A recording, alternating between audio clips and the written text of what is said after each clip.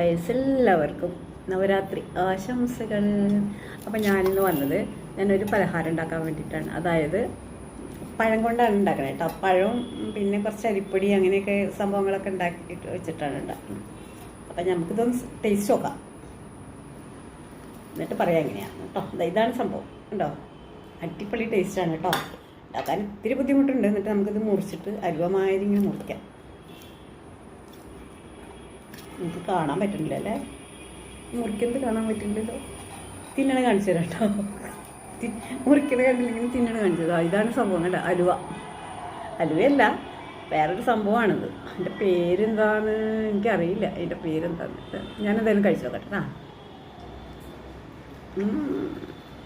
അതിലേക്ക് വെക്കുമ്പോഴേക്കും അറിയാം, നല്ല ടേസ്റ്റാണ്. നല്ല ചൂടുണ്ട്.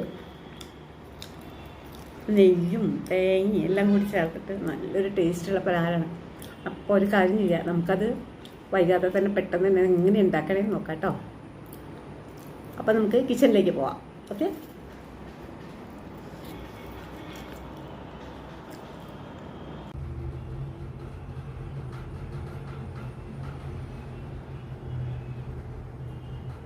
ഞാനൊരു പാൻ വെച്ചിട്ടുണ്ട് കേട്ടോ. എന്നിട്ട് ഗ്യാസ് കത്തിച്ചിട്ടുണ്ട്.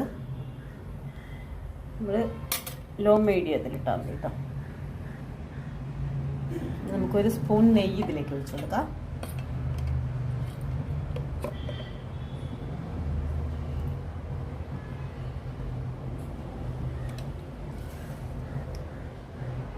അതിനുശേഷം ഞാൻ 2 പഴം ഇവിടെ അരിഞ്ഞ് വെച്ചിട്ടുണ്ട് കേട്ടോ.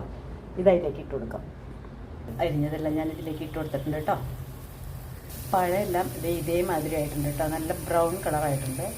അപ്പം നമുക്കിത് ഇന്ന് മാറ്റാം. അതിലേക്ക് ഞാൻ 1 കപ്പ് ശർക്കര, 1 സ്പൂൺ നെയ്യ് ഇട്ടിട്ടുണ്ട്. ഇനി അത് നമുക്കൊന്ന് മെൽറ്റാവണം. നന്നായിട്ട് മെൽറ്റായി കഴിയുമ്പോൾ അടുത്തത് പറയാം. പഴം ഞാൻ ഇതിലേക്ക് മാറ്റിയിട്ടുണ്ട്. അപ്പം നമ്മുടെ ശർക്കര പാനിയായിട്ടുണ്ട് കണ്ടോ, നന്നായിട്ട് ഉരുകി വന്നിട്ടുണ്ട്. അപ്പം നമുക്ക് ഇത്തിരി തേങ്ങ ഇട്ട് കൊടുക്കാം. അതിലിട്ട് 1 കപ്പ് തേങ്ങയാണ് ഞാൻ ഇടുന്നത് കേട്ടോ.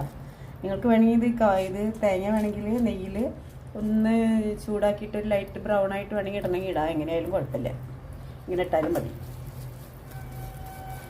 ഞാനിപ്പോൾ അത് സ്റ്റൗ ഓഫ് ചെയ്തു.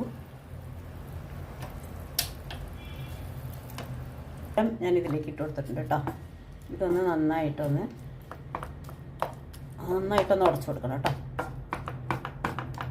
പിന്നെ ഇത്തിരി ഏലക്കാപ്പൊടിയും കൂടി ഇടാം. നമുക്കിതാ ഏലക്കാപ്പൊടിയും കുറച്ചിട്ട് കൊടുക്കാം.